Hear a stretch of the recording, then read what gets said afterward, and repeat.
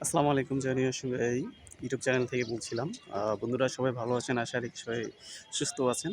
শুক্রবার সকাল একটু লালবাগ কেল্লা ঘুরতে আসলাম। ঘুরতে, ঘুরতে পাহাড়ের উঁচু টিলায় চলে আসলাম। আর পাহাড়ে উঁচু উঠলে আরকি সম্পূর্ণ কেল্লাটা আপনি খুব সুন্দরভাবে আরকি স্পষ্টভাবে দেখতে পাবেন যে কোথায় কি আছে আপনার।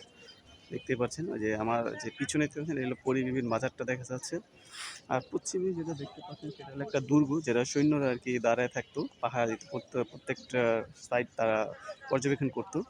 আর আমার পেছনে আছে এগুলো সেই একটা দুর্গ। তার পাশে আছে আরকি এটা হলো জাদুঘর বলা হয়। এখানে জাদুঘর বলা হয় কারণ এখানে যত সৈন্যদের বা রাজাদের ব্যবহার জিনিসপত্র রয়েছে এই জাদুঘরে সংরক্ষণ করা হয়েছে। তার পিছনে রয়েছে একটা আপনার কি বলে পুকুর আরকি। যেখানে সবাই গোসল করতো, পরি-বিবির আর সৈন্যরা সবাই এখানে গোসল-টোসল করতো। আর খুবই সুন্দর একটা জায়গা।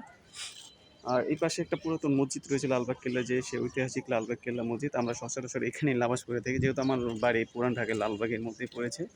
সেই কারণে আরকি এখানে সবসময় আরকি ভিডিও দিয়ে থাকি। যেহেতু কাছাকাছি হয়। আর সবসময় আসাও হয় না। অনেকেই বলে থাকেন, "ভাই আপনি কি জন্য লালবাগ কেল্লা সবসময় ছবি দিয়ে থাকেন?" আসলেও ভালো লাগে ভাই, ভালো তো দিতেই হবে। আর যাই হোক, যারা আমার ইউটিউব চ্যানেলটা এখনও সাবস্ক্রাইব করে নেই, দ্রুত আমার ইউটিউব সাবস্ক্রাইব করবেন, একটা বেল আইকন দিয়ে থাকবেন, পরবর্তী নতুন নতুন ভিডিও পাবেন। আর বন্ধুরা খুবই লজ্জাজনক একটা বিষয় হচ্ছে যে আমি বলতে চাই যে গত গত ২ দিন হয়তো এরকম হবে যে একটা ছেলেকে আরকি মুসলিম হল থেকে একটা ছেলেকে সন্দেহভাজন ধরে আরকি পিটানো, এমনভাবে পিটিয়েছে যেটা বলার বাহুল্য। যে সাপকে একটা ছাত্র যেভাবে পিটায় সেই একইভাবে একজনকে পিটিয়ে হত্যা করা হয়েছে। সে বারবার বলেছে, "ভাই আমি এটা করিনি।" এত নিষেধাজ্ঞার পরও যে ছেলেটিকে সে হত্যা করেছে। আর খুবই লজ্জাজনক যে একটা দেশকে আমরা স্বাধীন করলাম, বাট একজন দেশের মানুষকে এইভাবে মেরে ফেলবো, তা আরকি খুবই কষ্ট লাগে আরকি। চোখের সামনে ভিডিওটা দেখলে চোখে মানে যারা হার্ট দুর্বল তাদের জন্য দেখাটা ঠিক হবে না। তাও দেখতে হলো। খুবই লজ্জাজনক যে তারা একটু ভালো ছেলেটিকে ছাড় দেয়নি। যাই হোক, যে মানে কি বলবো, মানে ভাত খাইয়েছে, ভাত খাওয়ানোর পরেও সে আবার তাকে মারছে, আবার ভাত খাইয়েছে। মানে এমনভাবে নির্মমভাবে তাকে আঘাত করা হয়েছে। আসলে খুবই খারাপ লাগতেছে আরকি। এটা একটা ছাত্রর খুব খারাপ কাজ করেছে। ঢাকা বিশ্ববিদ্যালয়ের ছাত্র হয়ে যে এমন কাজ করতে পারে, তো এরা খুবই লজ্জাজনক যে এমন কাজ তারা করবে আরকি।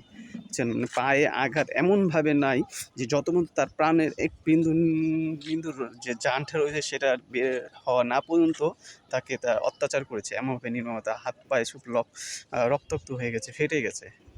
আসলে সবচেয়ে বড় দুঃখজনক হচ্ছে সে বেচারার কোনো মা নাই, বাবা নাই তাদের। আর সে সবাইকে এভাবে আরকি কাঁদিয়ে চলে গেল আরকি। এটার আমরা সুষ্ঠু বিচার চাই। এরা যারা জড়িত তাদেরও একটা আমরা দৃষ্টান্তমূলক শাস্তি চাই, যেটা আইনের পর্যায়ে সর্বোচ্চ শাস্তি হওয়া উচিত।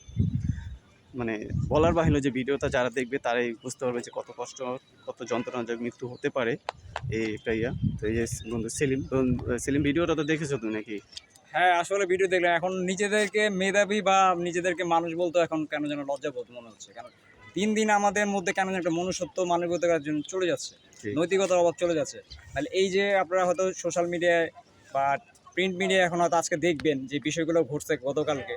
এটা সত্যিই একজন মানুষ হিসেবে লজ্জা ছাড়া আর কিছু নেই। এখন চিন্তা করেন লজ্জা এই ছাড়া আর ঢাকা কিছু নেই। একজন বিশ্ববিদ্যালয়ের কনটেন্ট ছাত্ররাই আরকি জি, জি, আপনার এই যে আমরা স্বাধীনতা জি, অংশগ্রহণ করেছে ওরাই। আবার জি, ওরাই একজন ছাত্রকে, মানে ছাত্র না, সন্দেহভাজন। সন্দেহভাজন। এটা কোনো প্রমাণ নাই, দলিল নাই, জি, কিছু জি। নাই। বাট ওরে সন্দেহভাজনভাবে ধরা হইছে এবং তার বারবার ও বলতেছে, "ভাই আমি করি নাই।" বাট ও করলেও ওর জি। একটা করলেও কিন্তু ওর একটা লিমিট একটা থাকা দরকার। আপনি শাস্তির হুম। আওতাভুক্ত করতে পারেন। কিন্তু আইন তো আপনাকে মাইরটাইতে তুমি দেয়নি। সেনাবাহিনীর কাছে বা তাহলে পুলিশের কাছে আপনারা ধরায় যে দাও। বললেন আপনারা দেশ স্বাধীন করছেন বা স্বাধীন হইছে। হুম। আমাদের সেই স্বাধীনতার সুফলটা কোথা থেকে আসলো? আজকে যদি স্বাধীন দেশে যদি এইভাবে একজন সন্দেহভাজন মানুষকে এইভাবে প্রকাশ্যে পিটিয়ে মারতে হয়, তাহলে সেই স্বাধীনতা আমাদের দরকার নেই তো ভাই। আমাদের সেই স্বাধীনতা দরকার নেই। আজকে আমাদের মনুষ্যত্ব কোথায় যাচ্ছে? আমরা শুধু মেধাবীদের ট্র্যাক লাগিয়ে আমরা ঘুরতেছি। কিন্তু আমার সেই স্বাধীনতা কোথায় যাচ্ছে?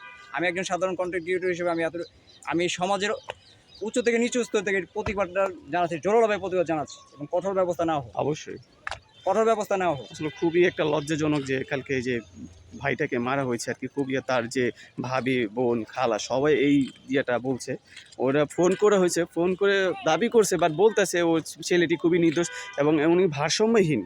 উনি কোনো ইয়ে নাই, উনি বলতে পারে না কিছু। আর আমাদের এই যে আন্দোলন হয়েছে তারকে কয়েকটা ফুটেজ দেখা হয়েছে তা অংশগ্রহণ করেছিল, কিন্তু কিভাবে সে এটা করতে পারে বলেন? যাই হোক, হয়তো যারা এর দায়িত্বে আছেন অবশ্যই একটা উপযুক্ত আপনি বিচার করবেন এটার। খুবই নিন্দা জানাই আমরা ওই সেই সব ছাত্রদের, ধিক্কার জানাই যারা এইসব কর্মকাণ্ড করে বেলায় একটা জাতির কাছে কী রকম এরকম একটা প্রশ্নবোধক চিহ্ন দিয়ে দিয়েছে যা ছাত্রদের, ঢাকা বিশ্ববিদ্যালয়ের ছাত্র বলে বলে কথা। যাই হোক, সবাই ভালো থাকবেন, সুস্থ থাকবেন, চ্যানেলে সাবস্ক্রাইব পাশে থাকবেন, লাইক কমেন্টস করবেন আর বেশি বেশি নামাজ পড়বেন। তো এই বলে দোয়া শেষ করছি। আসসালামু আলাইকুম।